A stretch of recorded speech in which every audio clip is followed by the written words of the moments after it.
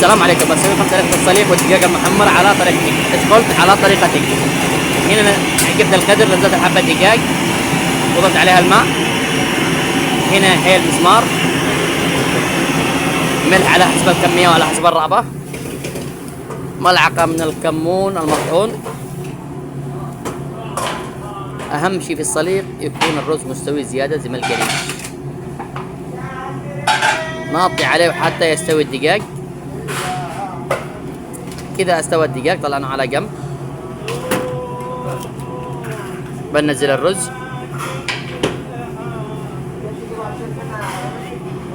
كذا، نزلت الرز ونخليه على مرتفعة حتى يستوي الرز مظبوط. هنا عندي ندهن الدجاج، معجون طماطم، زيت زيتون، كركم، كمون. بعد ما دهنا الدجاج ننزله في الفرن.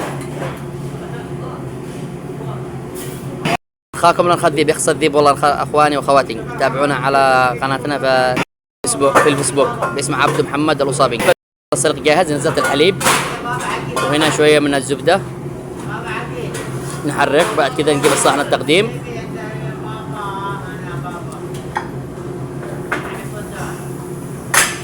ورابط السناب في البايو.